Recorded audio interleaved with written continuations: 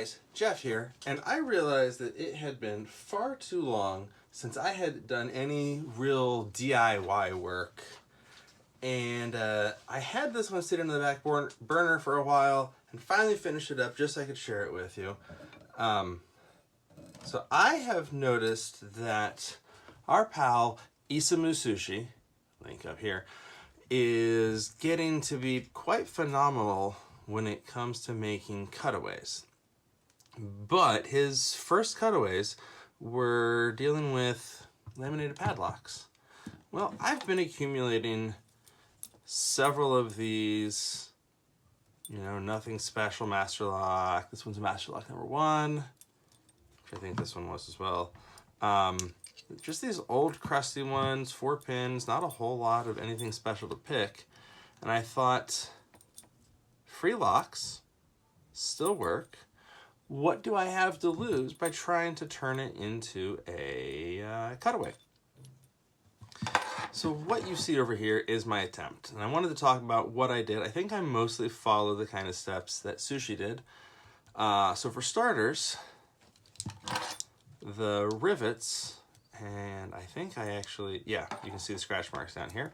I started at this end. I put this into a vise and I ground off the rivets. I started with a right angle grinder just to try to make things move quickly, and you can kind of see where that went wrong. But the most important part, honestly, was cleaned down with the file, which also got some more scratches across here. But again, this is not anything special for a lock, and so just did what I needed to get it apart. Now, the hardest part, the most time-intensive part, was the actual separation. And again, this is an old crusty lock. It might have been beneficial, and Sushi, feel free to tell me if you've had to do this at all, but it might have been beneficial if I had tried to drip some oil or other kind of cleaner down in here, hoping it could go down through, because quite frankly, those posts didn't want to come out. So what I ended up doing is I have a punch. Oh, it looks like I grabbed the wrong punch. But I have a punch kind of like this, only it was actually small enough to fit in here. And I just started working my way around the rivets until a piece would come off it. But more often than not, it might be held up by 1 or 2 rivets, at which point, and by the way, I did have this secured in a bench vise the whole time. After I would get those mostly off, I would use a flat screwdriver and go in there and kind of wedge things. Don't recommend that part because if you can tell, some of these plates did get bent up. It's also important to have some sort of container to use as you do that, because as you start taking layers off, pieces are going to come off. I think it only took the faceplate and then the core came out. Additionally, your shackle spring, that goes flying somewhere too if you're not careful. I actually lost the shackle spring for this one, and believe it or not, all I took was a pen spring, like a ballpoint pen. I want you to go back in there now.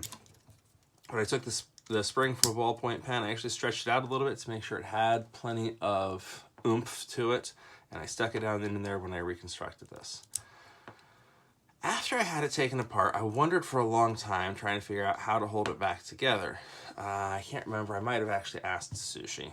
But of course, the exact size is going to depend on your lock. Now mine here in particular, and again, this is an old school master lock number 1, I think.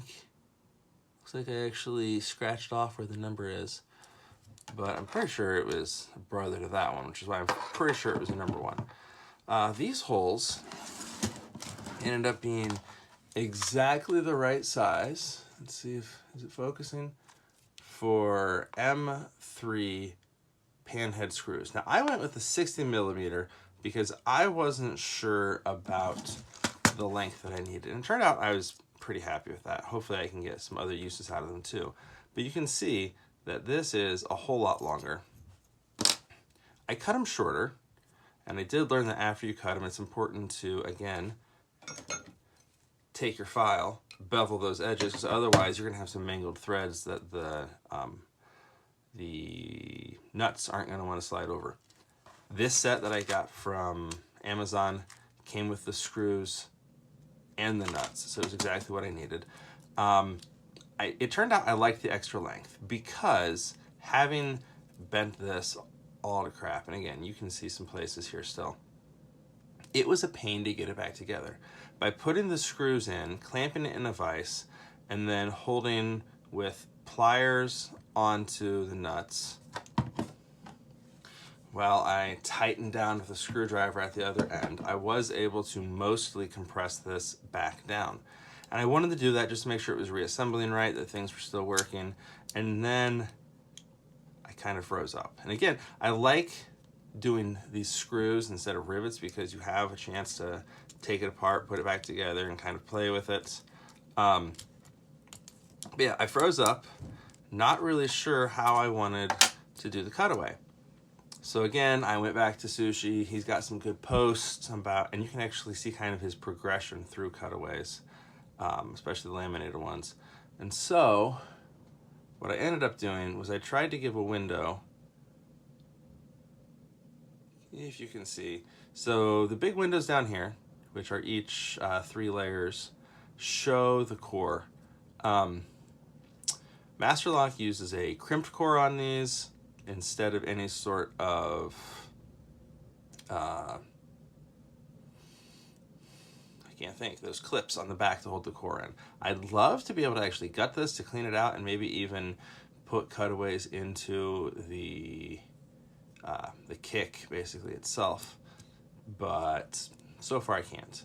I did 2 more spots, so I skipped 2 laminations and did 2 more, so you can see the actuator, and then up here we get 1 slot each for each of the pawls, which actually, see, this is why we do the cutaways. We learn about the locks. I did not realize until I was having to do this exactly right, I did not realize that, at least in these old ones, don't know if you noticed, but those notches are not on the same level. You actually have a lower notch and a higher notch, so you had to make sure that the pawls go in there the correct way.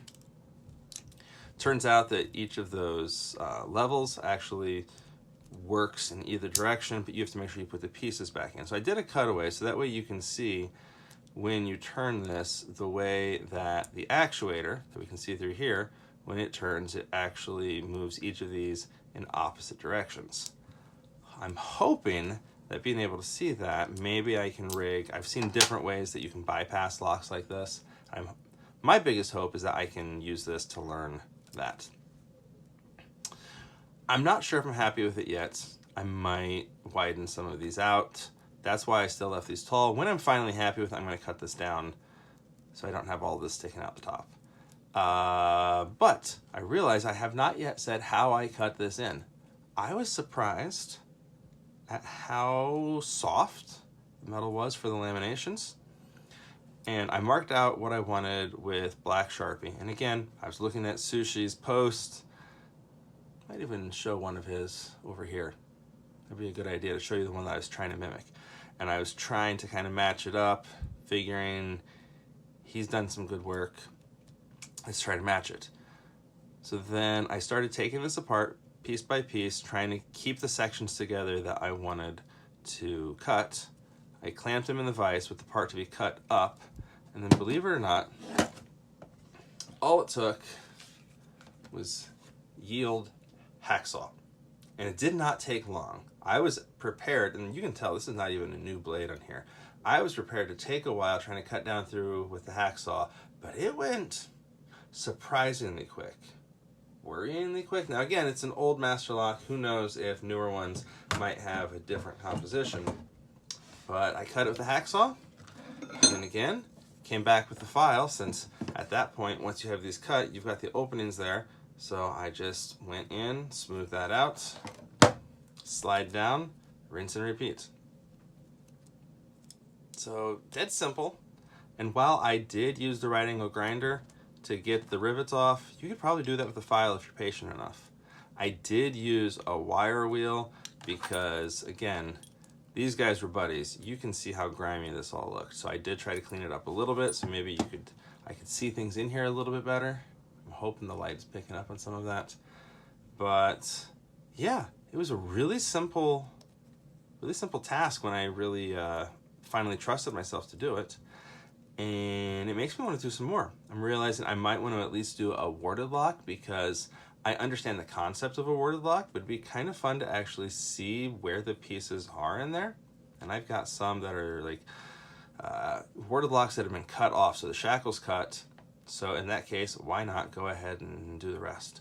So thank you again, Sushi, for showing how you do this, inspiring us to give it a go ourselves. I hope this gives you an idea of just how simple and straightforward it is to make these. Try it yourself. It's, like I said, it's surprisingly simple and yet pretty rewarding to actually have this done, so I can see what's going on in there. And like I said, maybe I gotta try some more. Maybe I can do better next time. Maybe I'll clean this one up some more still, open these up a little bit more. I don't know. But yeah, that's what I got for you today. Do DIY cutaway laminated padlock. Easy peasy. Give it a try. If you do, let me know. And with that, I'll talk to you all later.